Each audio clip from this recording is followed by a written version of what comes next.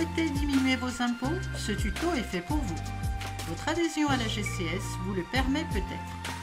Nous allons voir quelles sont les conditions, le montant et le formalisme pour bénéficier de la réduction d'impôt pour frais de comptabilité et d'adhésion à la GCS. Quelles sont les conditions à respecter? Condition 1. Être adhérent d'un organisme de gestion agréé. Vous trouverez les coordonnées de l'AGCS à la fin de ce tuto. Attention, le visa fiscal sans adhésion auprès d'un organisme de gestion agréé ne vous permet pas de bénéficier de cette réduction d'impôt. Condition 2. Vos recettes ne doivent pas dépasser le seuil du micro-BNC hors aide Covid exonérée. Il s'agit d'un montant maximum de recettes à ne pas dépasser qui est réactualisé régulièrement. En cas de début ou de cessation d'activité, pensez bien à ajuster vos recettes au prorata du temps. Les recettes de référence correspondent à la ligne 7AG de la déclaration 2035 hors aide Covid exonérée. Est-ce que vous pouvez en bénéficier pour l'année 2021? Pour cela, il faut vérifier que le montant des recettes de l'année 2021 ne dépasse pas 72 600 €. Mais il faut aussi vérifier les recettes des 2 années précédentes. C'est-à-dire qu'au moins une des 2 années, 2019 ou 2020, ne dépasse pas 72 600 €. Pour 2022, le principe reste le même.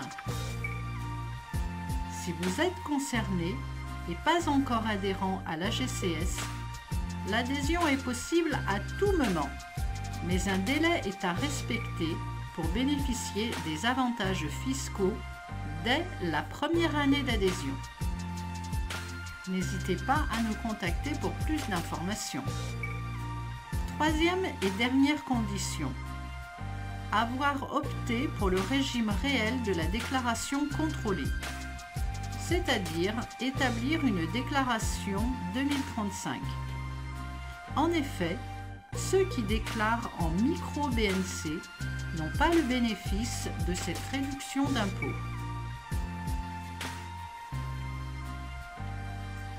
Pour les dépenses concernées, vous pouvez prendre toutes les sommes versées à l'AGCS comme la cotisation annuelle, le service optionnel premium avec la mise à disposition d'un logiciel comptable ou Rendez-vous 2035+, qui vous permet une assistance personnalisée pour la rédaction de la déclaration appréciée de nos adhérents. Mais aussi d'autres dépenses qui restent bien sûr dans le cadre de la tenue de la comptabilité libérale. Achat et maintenance d'un logiciel de comptabilité. Abonnement à un logiciel de comptabilité en ligne. Achat des livres comptables. Honoraires d'un expert comptable. Si vous avez du personnel salarié qui tient la comptabilité, eh bien vous pouvez prendre sa part de rémunération pour la tenue de la comptabilité.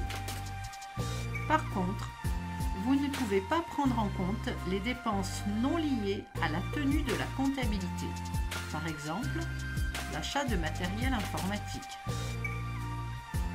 Le calcul de la réduction d'impôt est simple. Prenez les 2/3 des dépenses éligibles et vous avez le montant de la réduction d'impôt.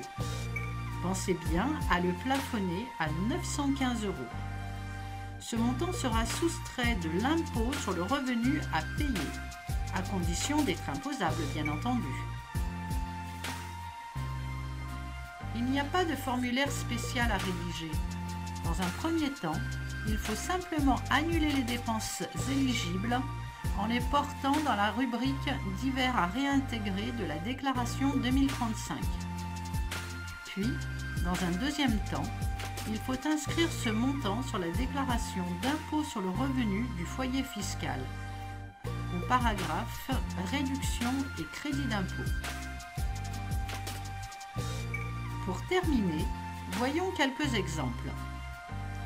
Pour un début d'activité au 15 juillet avec des recettes de 50 000 €, les recettes doivent être ajustées à l'année, soit 50 000 divisé par 170 jours d'activité, multiplié par 365 jours pour une année entière, ce qui amène un montant de 107 353 €, supérieur au seuil micro-BNC, donc pas de réduction d'impôt. Deuxième cas, recette de l'année 50 000 €. Recette de l'année précédente 68 000 €. Recette de l'année N-2 73 000 €. L'une des 2 dernières années ne dépassant pas le seuil du micro-BNC, la réduction d'impôt est possible. Dernier cas. Pour une activité libérale assujettie à la TVA, avec des recettes de 75 000 € toutes taxes comprises, il faut retenir le montant hors taxe pour apprécier le seuil du micro-BNC, soit 75 000 multiplié par 100 divisé par 120 égale 62 500 €.